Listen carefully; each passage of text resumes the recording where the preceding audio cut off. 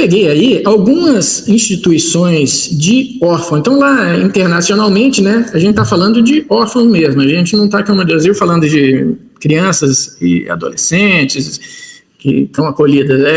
Já usa esse conceito de órfão, coisa que aqui no Brasil até achei difícil pesquisar aqui o número no Brasil. Mas, assim, dados de duas instituições importantes que trabalham na Ucrânia falam em 100 mil crianças em orfanato. Eu não estou falando em crianças assim, infratoras, não estou falando de crianças que estão lá esperando alguém adotar. 100 mil. Estou falando só na Ucrânia. A Rússia deve ter muito mais. Tá? E nessas revistinhas que eu falava, então eu estava lá sentado, aí minha esposa pegava aquela revistinha, começava a ler assim no voo, começava a chorar, falei, eu vou adotar uma criança. Então, assim, é muito que... Quando, na época que eu estava lá, em 2013, esse assunto já gerava alguma polêmica na Rússia. Por que gerava?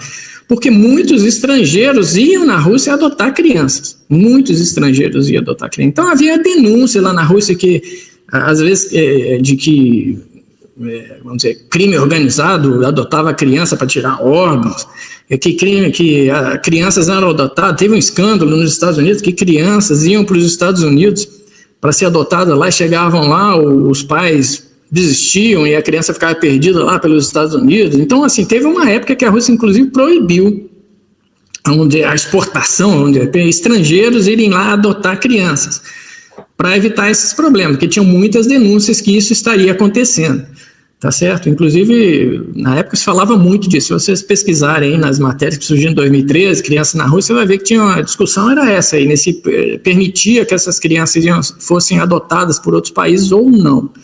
Tá certo? Mas esse é o número aí, 100 mil. 100 mil é muita coisa. Então, se puder passar o próximo slide aí, para a gente ir avançando, eu fiz a comparação finalmente com o Brasil. Eu cheguei, como eu citei, né, esse número de crianças que estão em instituições brasileiras, que estão em instituições, vamos dizer assim, de acolhimento, são cerca de 40 mil. Mas aí tem que ver os menores infratores, o pessoal que está na FEBEM, não sei como é que chama hoje em dia.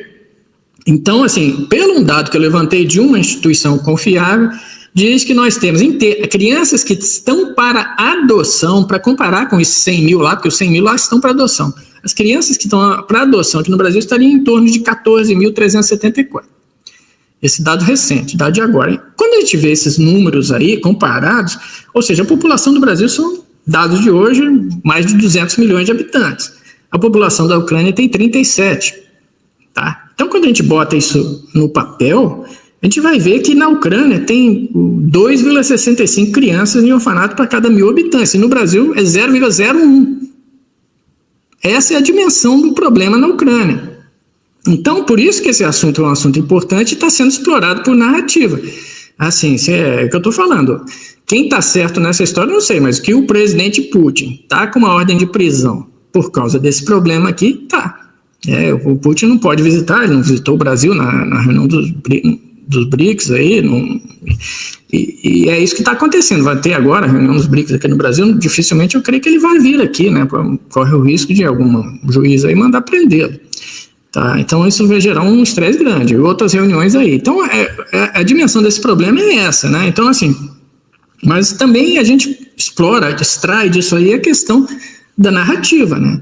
Da narrativa. Então, assim, a gente ouve esse assunto recorrente aí na imprensa e não sabe nem do que se trata, mas esse é um problema crônico, tanto na Ucrânia quanto na Rússia. Os jovens lá têm os filhos, levam a gravidez a termo e logo imediatamente após doam essa criança, entrega essa criança lá no orfanato. Isso é quase que cultural lá. Quase que cultural. E na Rússia também, exatamente o mesmo problema. Na Rússia eu não fiz levantamento de quantos órfãos tem, mas certamente é muito mais do que de 100 mil aí da Ucrânia. Deve ser bem mais do que isso aí, porque realmente lá é muito crítico mesmo. E foi um assunto que eu comecei a me deparar com ele lendo revistinha de avião, porque lá nos revistinhas de avião, aqui no Brasil a gente pega as coisas, é adoção de animais domésticos, né, e tal, lá é adoção de criança. Você vê, tudo quanto é revista que você pega, tem uma parte lá que é só sobre adoção de criança, tá certo? Então esse assunto aí é o nosso primeiro assunto. Não sei se quer algum comentário, quer fazer o seu intervalo aí, o seu pit stop aí, comandante. Eu vou só falar um negócio aqui, eu vou pedir o like. Nós estamos com 3 mil pessoas a bordo. Então vamos aproveitar, tem o link do canal do Coronel Coutinho, que é no Telegram, o Guerra Russo-Ucraniana. vamos nos inscrever no canal dele, que é muito importante. Tá? Vocês vão ter informação de qualidade lá. O link está aqui na descrição. E eu preciso lembrar uma coisa, que eu tinha um negócio interessante, né? E o problema de órfãos na Rússia, eles sempre tiveram essa tradição de adoção. O Stalin adotou um garoto, filho de um bolchevique, que chegou a general no exército soviético. Sim. Acho que foi o Voroshilov, se não me engano, ele adotou os filhos do Frunze. O Mikhail Frunze morreu muito novo numa operação, né?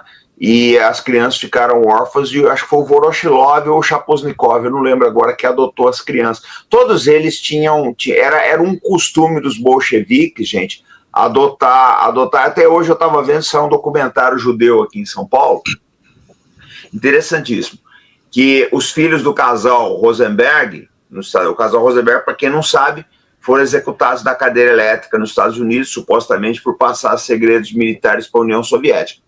Mas os filhos dele, eles foram adotados por pessoas do Partido Comunista nos Estados Unidos. Então, essa solidariedade, ela havia. Vamos dar o like.